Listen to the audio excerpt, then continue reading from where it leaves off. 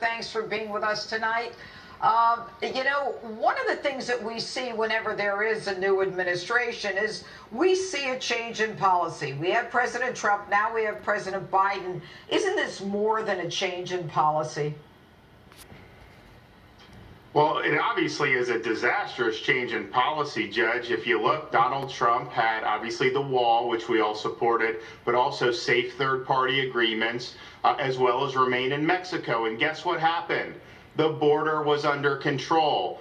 So they've gone back on those policies, and they've created this crisis.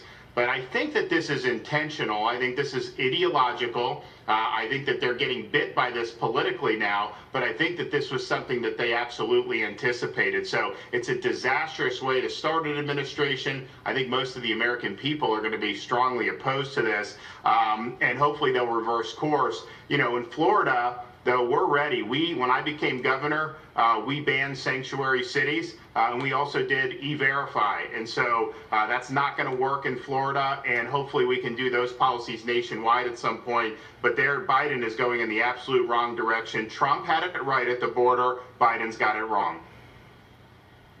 Well, when you talk about Florida and New York, I mean, obviously what's happened in New York has been a disaster with the mandating of COVID-infected patients into nursing homes. And now the point with 7 people accusing the governor of sexual harassment and even assault. But it seems that you got everything right in Florida. New York is still a mess, and you got it right. How did you do it? Well, Judge, we just tried to look at the whole society. We wanted to look out for everybody. We viewed this as a virus that was particularly dangerous for elderly people, but not as dangerous for younger people. So we did the opposite on nursing homes. We banned hospitals from sending infected patients into nursing homes. We also did things like prioritize our seniors for vaccinations. But we had kids in school. It's very important that they have the opportunity to go to school in person. We also save the economy from collapse. So our unemployment rate right now is 4.9%. So we did all those things, even with one of the most elderly populations in the country, and our per capita COVID mortality is less than the national average and far less than lockdown states like New York, New Jersey, and Illinois.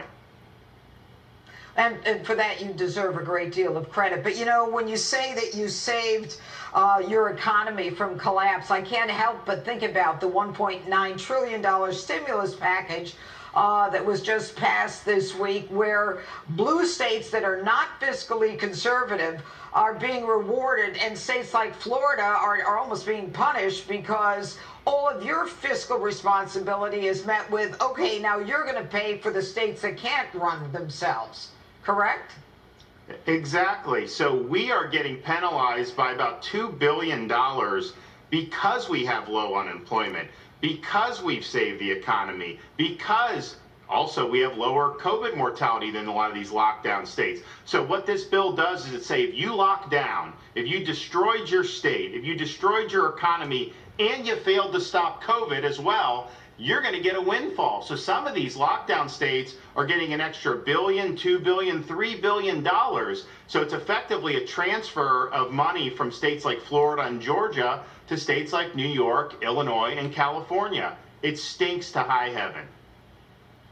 It does. And, this week we saw there was more burning and rioting in Portland. And I know that in Florida there is legislation that you proposed or has been passed that has to do with the looting and the Law Enforcement Protection Act, where that kind of behavior won't be tolerated. Yeah, and not only that, Judge, I mean, we're targeting local governments. If they try to indulge in these insane fantasies like defunding law enforcement, the state will take action to defund them as municipalities. And also, if you are involved in rioting or looting or any of this, you're going to jail. You want to talk about bail? We're obviously not going to eliminate bail like these crazy states will do. But if you're involved in a violent assembly, you're not getting bail. You got to stay in jail until you go in front of a judge. And I think that is going to be a good disincentive. But as we look forward, I think you're going to see more of this around the country, and we're setting the marker down in Florida. We're not tolerating it, and anybody that wears the uniform, don't have any doubt the state of Florida is standing with you. Well, I have to tell you, a lot to talk about. Governor, you should be very proud of what you've done. Governor Ron DeSantis, thanks so much for joining us on Justice Tonight. Thanks, Judge. All right. And still ahead, Peter Navarro, Kim Klacik, Tommy Lahren, and more. But next, there is breaking news tonight on America's immigration crisis. The Biden administration has made a stunning admission about the number of illegals flooding into our country. Jason Miller joins me next to respond. Don't go away.